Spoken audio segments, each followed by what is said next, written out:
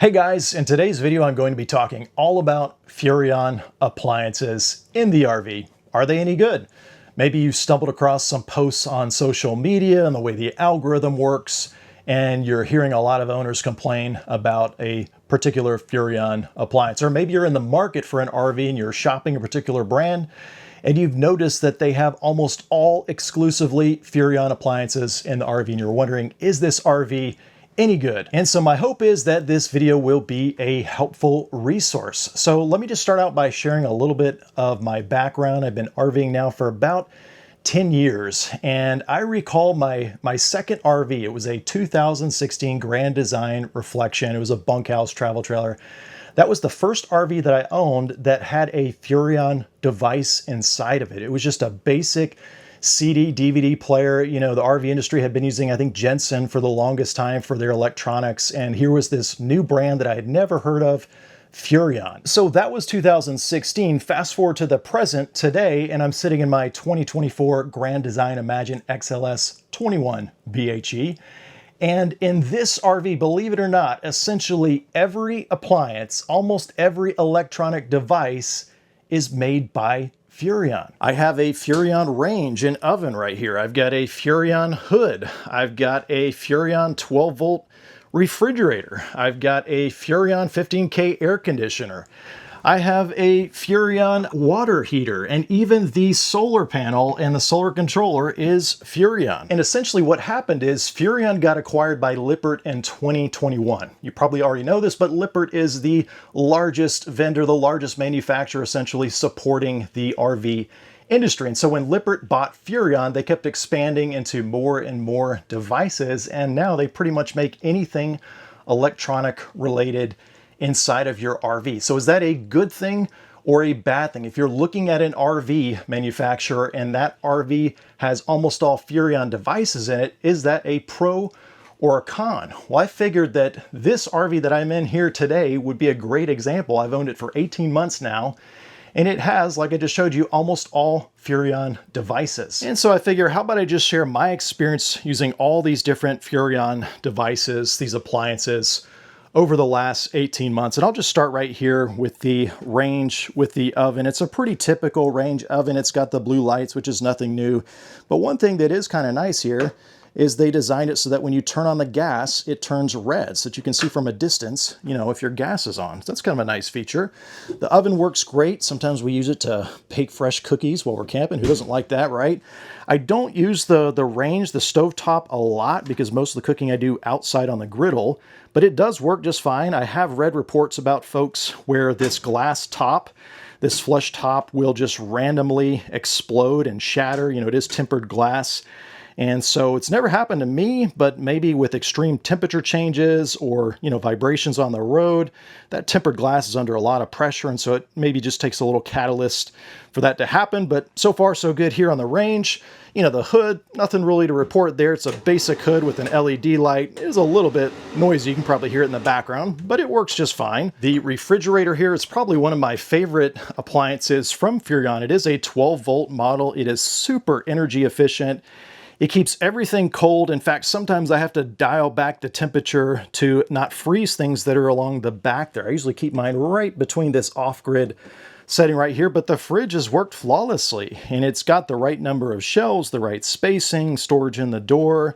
I've never had issues with it opening in transit. It has a real nice positive lock right there that you push down on.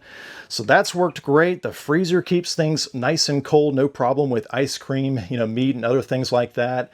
And again, no problems with it latching shut. And you know, I think my favorite thing about the Furrion 12-volt refrigerator is because it's 12-volt, of course I don't have to use propane, but since it's compressor driven, it cools down very quickly and it stays nice and cold. I have checked it with temperature sensors and it keeps that desired temperature, no problem at all. I also have the Furrion air conditioner. I've got the 15,000 BTU. This is the Chill HE. It's not the Chill Cube, it's just the conventional model. And this is more than sufficient to cool this smaller RV. In fact, it's probably a little bit more powerful than I need it to be. Now, this is the first RV that I've owned with a Furrion air conditioner. The previous RVs I've owned have had Coleman Mach or Dometic air conditioners, and this Furrion works really good. It keeps it plenty cool. My only complaint is from the factory, they put the temperature sensor up here in the return plenum. And so as you can imagine, it gives inaccurate temperature readings. And so to fix that, I actually relocated the temperature sensor from the return plenum to the thermostat on the wall, which is where I think it should be. You can see it kind of poking out of the bottom.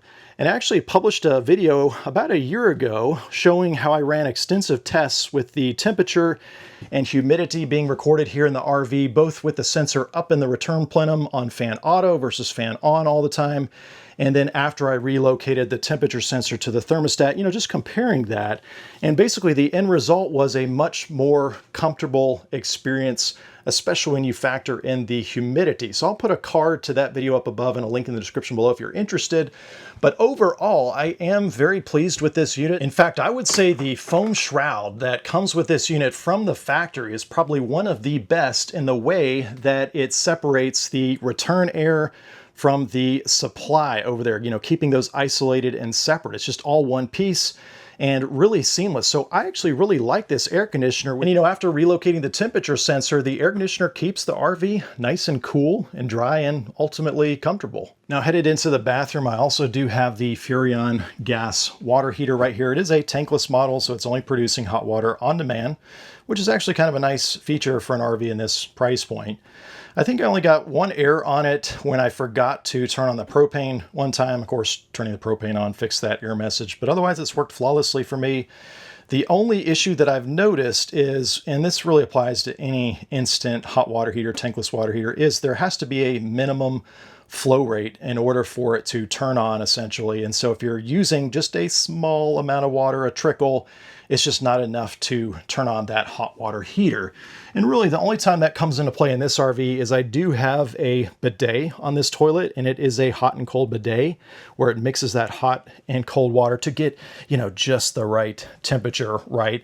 And unfortunately the flow is not quite enough to trigger the water heater here to turn on. And so the only way to get hot water is to, you know, let the sink run with the hot water. And of course that'll turn it on and then I can get hot water down there. Pretty minor issue, but did want to point that out. And then last device is going to be out here. It is the Furrion Solar Controller. You can see it's up there. And of course the solar panel on the roof is also Furrion. I haven't had any issues with this. It works flawlessly. It's got a little companion app that you can use to monitor the voltage, the input and everything. And you know, really it's a pretty basic controller, but as a weekend warrior, it's worked just fine for my needs. And so guys, that has been my experience using the Furrion appliances and devices in my RV for about the last 18 months. And so in summary, I have never had to have any of the Furrion devices repaired, or I've never had to take them in, you know, for warranty work.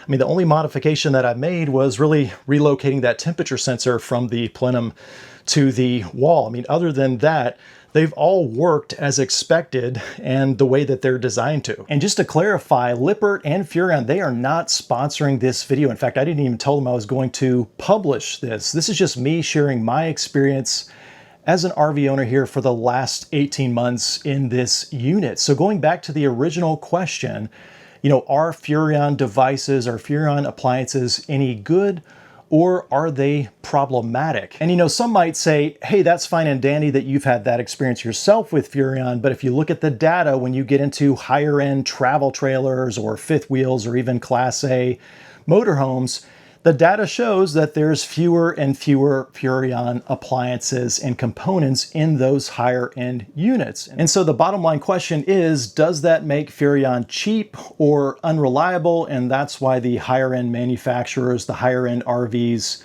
don't feature as many Furrion devices inside of them, right?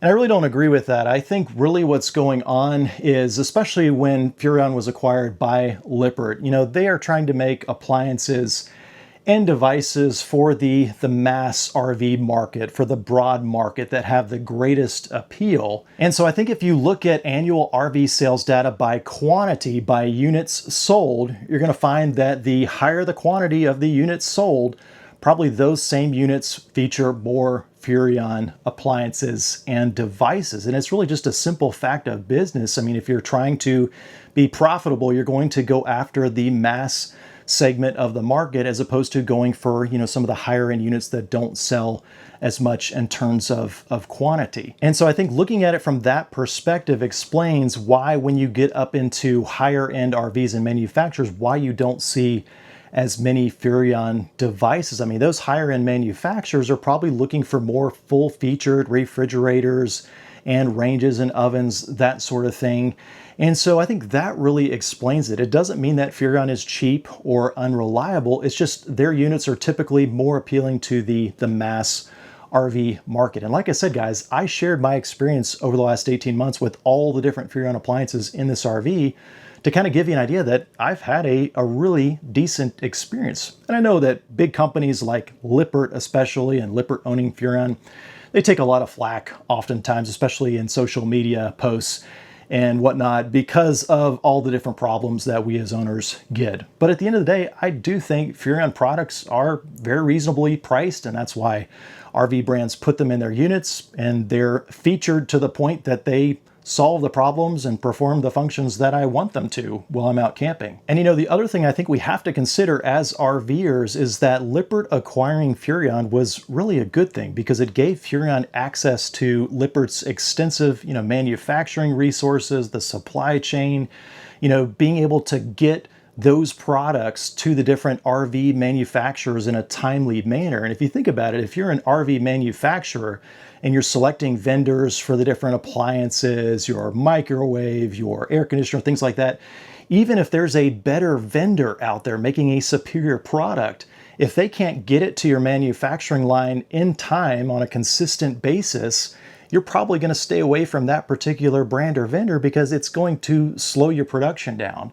And so Furrion being owned by Lippert, I think that's a good thing, because it gives them access to all the Lippert resources, and they're just so efficient the way they produce things. And so ultimately, I think all those things are good for us as RVers, especially if you're a weekend warrior like myself. You're using the RV mainly on the weekends here and there. I mean, you can't just go out and buy an expensive RV. It's got to be affordable and make sense for your budget. And so I really do think Furrion delivers on that aspect. They give us the benefits we're looking for at a price point that is affordable. Well, folks, I hope you found this video and discussion helpful. But do me a favor, I shared my experience with Furrion devices and products over the last 18 months in this RV right here, but I'd love to hear from you.